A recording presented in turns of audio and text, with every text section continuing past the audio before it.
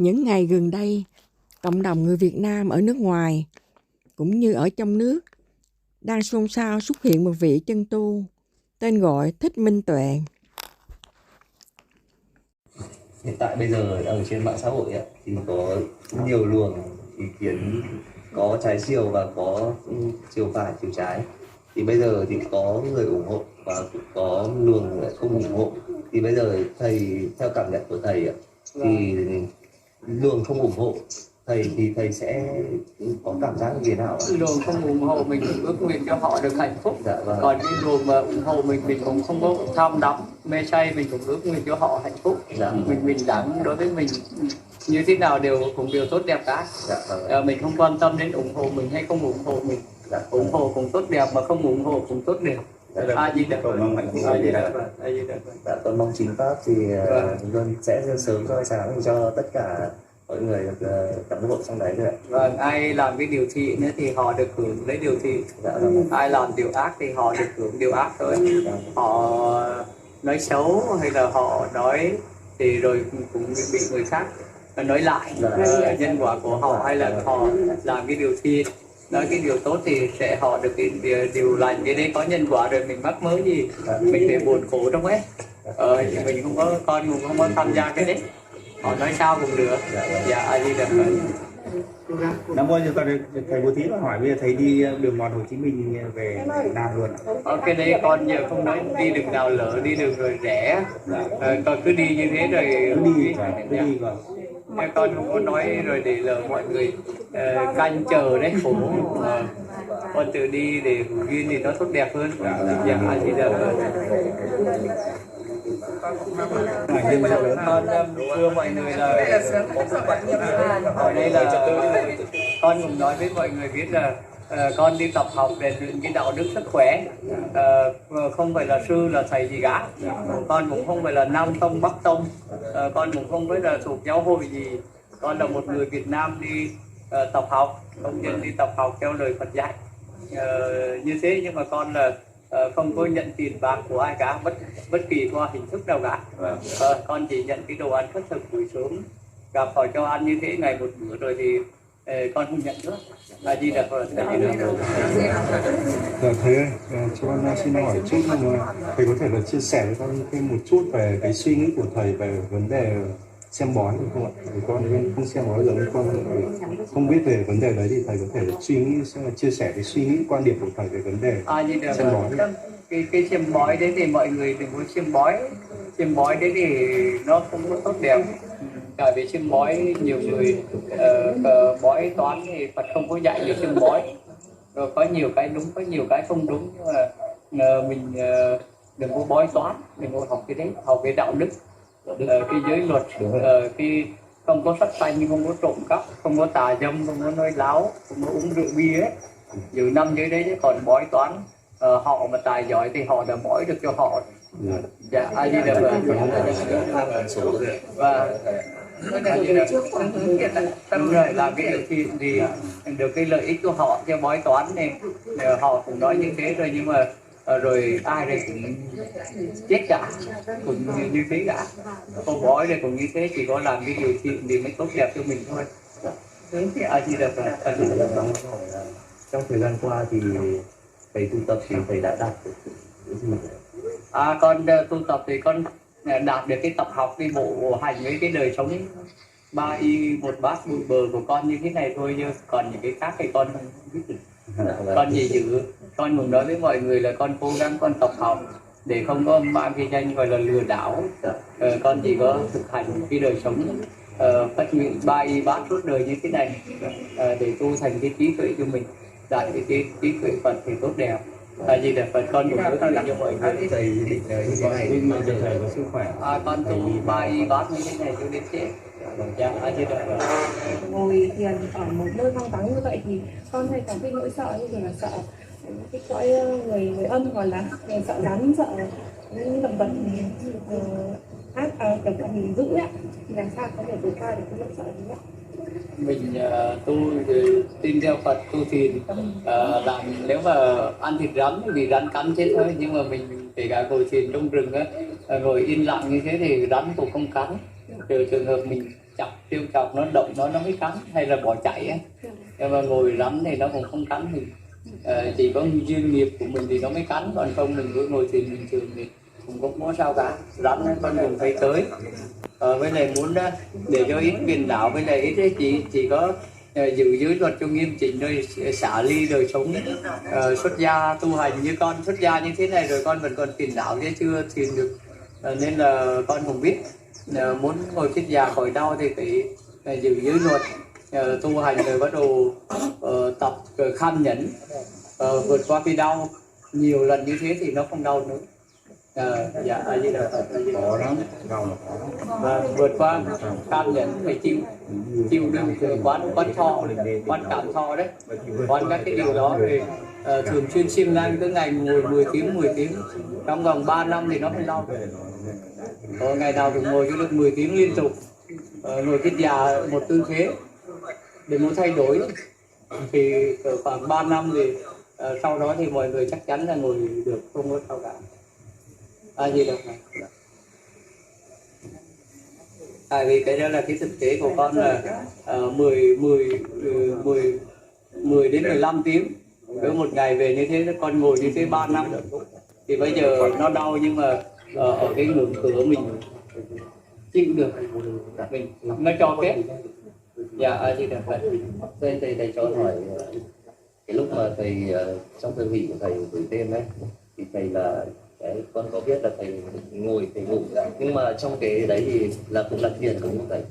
Cái đấy mọi người quan niệm như thế nào thì ấy, nhưng mà mình cứ nói ngủ thì là nó ngủ, thiền thì nó là thiền. Dạ. Cái này đi tâm rồi đấy. Đúng rồi, tùy ai nấy biết. Giữ giới tu hành thì cái thức mình ấy, nhưng mà đa số là ngồi á, để được tỉnh thức thì tốt đẹp. Chứ ngồi mà để ngủ thì cũng không mấy, nó vẫn còn ngủ. Nhưng mà mình ngồi là để con mục đích tập học cái này là để con bỏ bớt cái ngủ ấy. Tại vì nằm xuống là con ngủ nhiều, nên là con không muốn ngủ nhiều. Gì được vậy. Thầy bố trí cho một câu con hỏi, thầy ơi, có ở trên này có phải là có oan gia trái chủ không mà thầy? Vâng, đều có nhân quả cả, đều có oan gia trái chủ. Gì được vậy. Ra này thì hồi hướng công đức cho họ có được không? Mình làm những cái điều công đức, mình tu hành, mình bố thí, mình trì giới, mình tu thiền được thì mình hồi hướng công đức. Thế con muốn con hồi hướng công đức của con cho tất cả chúng sinh được không ạ? Được cả. Mình muốn có công đức rồi thì mình muốn cho ai cho, chẳng hạn như là mình có tiền rồi đấy, mình muốn cho ai mình cho, cái đấy hơi dễ, nhưng mà mình chưa có tiền thì mình không cho được. Có công đức rồi thì cho được. Gì được rồi. Con xin ví dụ con mà ví dụ con không biết là con sống được bao nhiêu tuổi, nhưng mà con lại lấy tuổi thọ con đổi cho người khác để sống thì có được không ạ? Đổi cho tuổi thọ của người ta, của con mình như thế này do mạng sống của mình, nhưng mà đều do mình ước nguy một cái gì đó, hay là có nhiều cái bùa phép hay là cái gì đó thì họ thực hành, nhưng mà mình những cái đấy là thuộc về mạng của họ rồi. Chẳng hạn đến giờ mà cô đem tuổi thọ cho mình nhé, và đem cho một người chết yểu để họ thọ mạng cũng không được, hay là mình thay cho giờ bố cô mà bị bệnh chết kêu thay cho mình chết đi để cho họ sống cũng không được, đúng không? Nhưng mà như một số y học đó thì mình giờ họ chết rồi mình đem nội tạng mình cho họ thì họ vẫn sống, đúng không? Cái đấy thì một số trường hợp có thể cho được, có thể không cho được, tùy theo. Gì được Phật, gì được Phật. So với nhân quả và mình muốn truyền đạt cái nhân quả đấy để cho mọi người biết, để mọi người sống ác để làm lành đi, thì có cách nào mình dễ dàng để cho mọi người hiểu được không ạ? Cái đấy thì mọi người dần dần nghe những lời Phật dạy, nghe những lời Phật dạy được mọi người đặt niềm tin ở đó. Tại vì nhân quả chẳng hạn như do con người cam chịu vậy chứ, chẳng hạn như nhân quả của ai nấy chịu, chứ mình không thể cho được sinh già bệnh chết của mình chịu, chứ không thể ai thích đau thay cho mình được. Kêu cô kêu bệnh ung thư kêu người khác đau cho mình chết cũng không được. Hay là mình cái nghiệp đó mình phải lãnh, phải thọ lãnh, hay là mình làm ác mình đi đoạn địa ngục không ai thay mình, không có phải là nói để kích động hay là tôn giáo tín ngưỡng gì cả. Chúng con muốn là để thầy độ cho chúng con là độ được sự bình an ạ. A Di Đà Phật. Con thì bây giờ là chưa độ được. Khi con phát nguyện tu thành chánh đẳng giác được rồi thì con mới độ cho mọi người được. Giờ con đang học tập mà, đang tập học thì để con tập học đã. A Di Đà Phật, A Di Đà Phật. Nhưng mà trên con đường tập học như thế thì con cũng luôn ước nguyện cho mọi người được hạnh phúc. A Di Đà Phật, A Di Đà Phật. Mọi người quay phim hay cái gì thì con không hề cấm, nhưng mà đến cái lúc hỏi hay là những cái lúc tốt đẹp thì mình quay phim ghi hình cũng được. Nhưng mà những cái lúc mà đi trên đường hay là cái lúc đi để ngồi nghỉ uống nước hay là đại tiểu tiện hay là ngồi ăn cơm hay là cái gì đó, hay là mình cũng không nên quay, đúng không? Lúc nào mình cũng quay thì không tốt, nhưng mà giờ hỏi hay là giờ như thế này thì mọi người quay được, tại vì cái này thì mọi người hỏi thì cái điều cần thiết, chứ còn cái đi trên đường hay là cái lung tung người ngoài thì chả có cần thiết gì, đúng không? Dạ, A Di Đà Phật, A Di Đà Phật. Cho con hỏi là khi mà mình bị đau rồi người ấy ạ, thì lúc đấy là mình nên là vẫn là quán cái cơn đau đấy, hay là mình sẽ tập trung vào hơi thở và là quán tưởng những vấn đề khác? Còn ví dụ như là khi mà bị bệnh tật đau đớn thì lúc đấy mình sẽ suy nghĩ về quán tưởng như thế nào để vượt qua được? Ngồi thiền mà đau đớn quá mà mình quán tưởng không được, ngồi thiền mà mình càng cố ngồi mà càng bệnh tật đấy thì không nên thiền. Ngồi thiền mà làm cho mình ít bệnh tật đau đớn mà mình vượt qua được ấy, chứ thì mình mới vượt qua học tập. Tại vì thiền là liên quan đến học giới định, thiền định mà. Nhưng mà giờ mình ngồi thiền mà càng ngày càng bệnh ra thì mình thôi, do giới mình tu hành giới mình chưa nghiêm chỉnh những cái gì đó, mình học tập giới đã, mình làm điều thiện đã. Khi mà mình học tập giới rồi, mình làm nghiêm chỉnh rồi mà nó vẫn cảm thọ đau thì mình vượt qua đau rồi mình chiến thắng được bệnh tật thọ của mình thì mình nên làm. Còn mình mà không chiến thắng được thì cũng không nên làm, tại vì nó bệnh như đông rồi hỏng.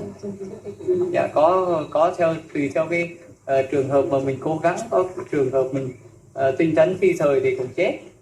Và A Di Đà Phật, A Di Đà Phật. Các con hỏi tức là lúc đấy mình sẽ quán thân và quán thọ. Quán thân, biết quán thân quán thọ như thế rồi mà mình không quán được thì mình xả ra, mình sống đời sống thiện lành, giữ giới, hay là mình tu ít thiền lành, giữ giới, sống đời sống 5 giới. Chứ ở nhà mà mình giữ 5 giới, còn nhiều việc gia đình như thế mà mình đòi nhập thiền này thiền kia thì nó không có, nó khó, nó ít. Chỉ có những người mà có căn cơ, có căn duyên của họ thế họ mới vào thiền.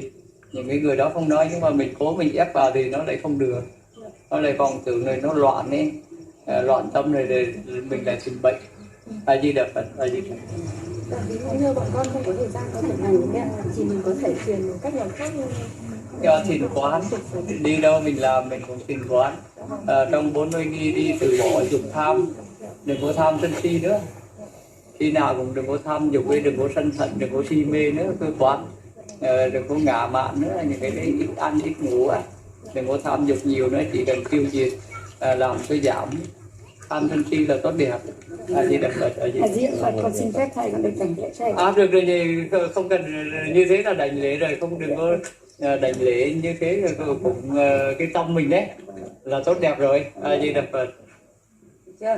Thầy con hỏi với người đó con mang một cái bây giờ mình bước đi này thì cả nhà con biết cái hiện tại như vậy con tâm thì đấy đó thì nó chú thật sự Mình vì hiếm muộn là do đời trước mình có con rồi bỏ nhân quả đấy, hay là cái gì đó mình không có tôn trọng, giờ mình không có con nữa hay cái gì thì mình kể cả có con hay không có thì mình cũng đọc tất cả kinh điển hồi hướng, làm cho họ mình phải vui vẻ. Đó là chắc nhân quả đời trước mình như thế nào đó, giờ những cái người con nó không tới với mình nữa, nó lại sợ mình bỏ nó nữa, nên là thôi hay là có một cái nhân quả khác, nhân duyên khác ấy. Nhưng mà rồi mình cầu tự, ở trong kinh tiểu bộ thì cũng nói cầu tự đây, mình làm nhiều điều tốt, điều thiện, rồi mình hồi hướng công đức, mình có đủ phước đức rồi cũng sẽ được sinh con. A Di Đà Phật, A Di Đà Phật, A Di Đà Phật.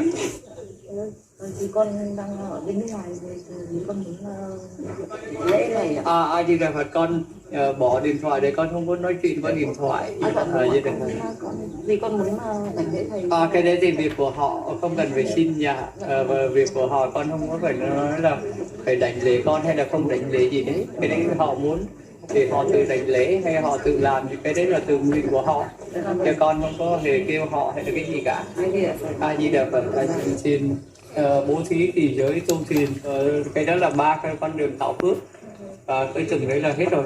Trong kinh cũng nói như thế. Thì mình 3 con đường đó thì mình có tạo phước công đức cho mình.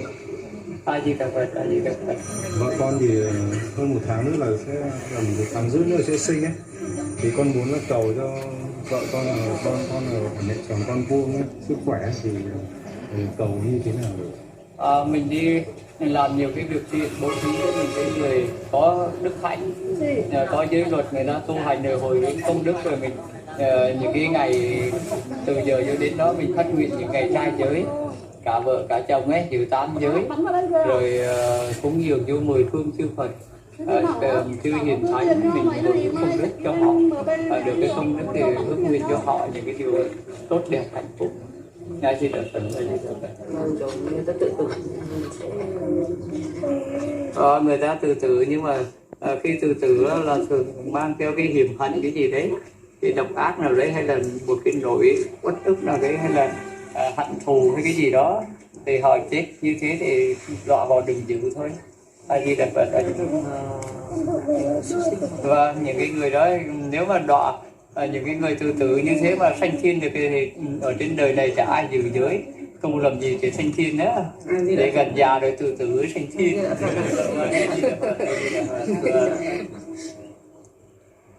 Những ngày đấy là không biết là sẽ có quay lại được mọi người. Thì rất là khó, như đồ mù bóng cây, rất là quay lại, nhưng mà những cái người gia đình, những cái người thân quyến thuộc của họ làm nhiều điều lành, cúng dường đến 10 phương chư Phật, chư hiền thánh, tam bảo, rồi những cái người có đức tốt hay là tu giới, giữ giới, tu thiền được á, hồi hướng công đức cho họ thì may ra họ mới giải thoát sớm. A Di Đà Phật.